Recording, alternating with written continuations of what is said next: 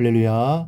사랑하는 대강의 가족 여러분, 오늘 하루도 하나님의 말씀과 동행하는 삶이 되길 소망합니다. 오늘 함께 나눌 하나님의 말씀은 마태복음 13장 31절에서 35절 말씀입니다. 또 비유를 들어 이르시되 천국은 마치 사람이 자기 밭에 갖다 심은 겨자씨 한 알 같으니 이는 모든 씨보다 작은 것이로되 자란 후에는 풀보다 커서 나무가 되며 공중의 새들이 와서 그 가지에 깃들이느니라.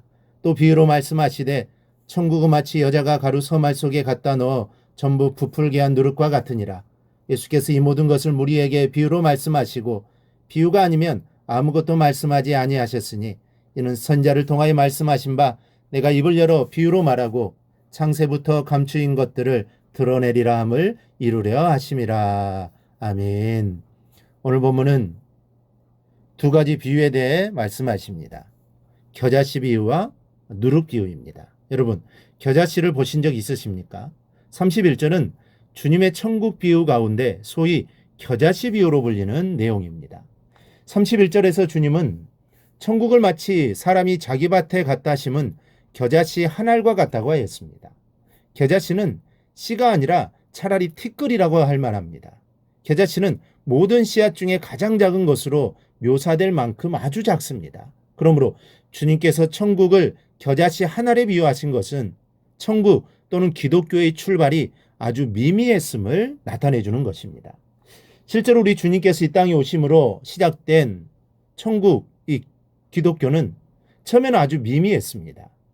주님이 이 땅에 천국 복음을 심으셨으나 그것은 겨우 팔레스틴이라는 지구촌의 한 구석에서 행해진 일이었습니다.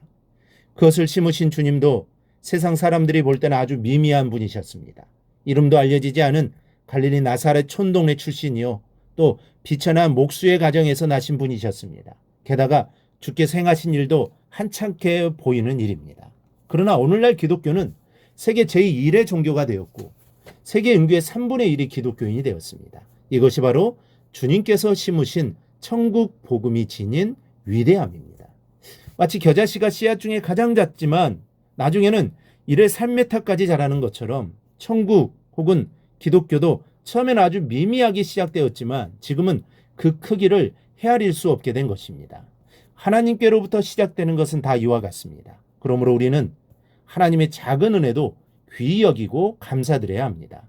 남들이 신통치 않게 여기는 은혜, 남들의 눈에는 별로 띄지 않는 은혜도 성도들은 위대하게 여기고 감사를 드려야 합니다. 아울러 우리는 비록 내 자신이 세상적으로 볼 때 미미할지라도 하나님이 붙드시면 가장 위대한 인물이 되는 줄로 우리는 확신하고 소망과 담대함을 우리는 잊지 말아야 할 것입니다. 또 하나는 누룩 비유입니다. 누룩은 빵이나 술을 발효시키는 발효제, 즉 이스트를 가리킵니다.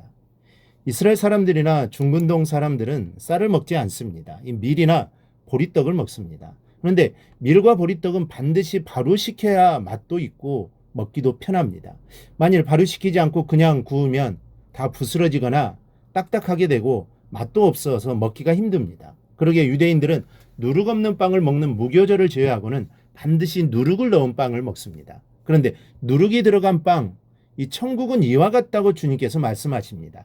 또 비유로 말씀하시되 천국은 마치 여자가 가루 서말 속에 갖다 넣어 전부 부풀게 한 누룩과 같으니라. 여러분, 여기서 말씀하는 누룩은 예수입니다. 누룩이 들어가면 질이 달라집니다. 한결 부드러워지고 또 친숙해집니다. 마찬가지로 예수가 들어가면 우리의 인생이 달라집니다. 하나님과의 관계가 회복이 됩니다. 관계가 회복되니 복이 옵니다. 하나님께 주시고 싶으신 것을 다 주실 수 있고 자녀의 입장에서는 받아야 할 것을 다 받을 수 있게 됩니다. 사람과의 관계도 부드러워집니다. 이 누룩이 들어왔기 때문입니다. 전에 같으면 벌써 한바탕 치렀을 일들이 예수를 가운데 두고 누룩을 넣고 화목하게 됩니다. 예수님께서 내 안에 들어오셔서 나를 변화시켜 주셨기 때문에 사람과의 관계가 좋아지는 것입니다. 인생도 변합니다. 예수를 알기 전에는 목표가 없었습니다. 무엇을 해야지, 어떤 삶을 살아야지, 삶의 이정표가 없었습니다. 어디로 가는 줄도 몰랐습니다. 다만 욕심을 따라 하루하루 살 뿐입니다. 그러니 피곤합니다. 웃음도 잠깐이요, 행복도 잠깐입니다. 돈으로 행복을 만들려니 웃음도 행복도 그때뿐입니다. 사는 이유를 알지 못하니 재미가 없었습니다. 그런데 예수를 알고 나니 가는 길이 뚜렷하게 보이기 시작하고 뚜렷한 길을 가니 행복합니다. 알 수 없는 기쁨이 항상 마음에 충만합니다. 예수가 기쁨의 근원이기 때문입니다. 여러분, 이유 있는 기쁨은 영원하지를 못한 것입니다. 언젠가 그 기쁨의 이유가 소멸될 때 기쁨도 함께 사라져버립니다. 그러나 예수님으로 인한 이 기쁨은 이유가 없습니다. 그냥 괜히 좋습니다. 그저 실없이 기쁜데 이 기쁨이 변함이 없습니다. 영원합니다. 그런 기쁨이 생활에 충만합니다. 여러분, 이렇게 예수로 말미암아야 하나님께서 나의 생명과 함께 심어 놓으셨던 내 안의 재능과 재질들이 비로소 작품이 되기 시작하고 나 자신조차도 알지 못했던 나의 모습이 나를 지신 손길에 의해 조각되어지기 시작하는 것입니다. 누룩이 들어가면 가루 전체가 부풀어 오른다는 사실을 기억하십시오. 33절입니다. 천국은 마치 여자가 가루 서말 속에 갖다 넣어 전부 부풀게 한 누룩과 같으니라. 오늘 주신 하나님 말씀 우리가 기억하고 여러분 안에 누룩으로 계신 예수님으로 인하여 행복한 삶을 사시기를 바랍니다. 이 두 비유는 하나님 나라에 대한 비유입니다. 그렇다면 우리는 이 하나님의 나라를 전해야 합니다. 그것이 바로 오늘 비유로 말씀하신 주님의 말씀에 순종하는 삶입니다.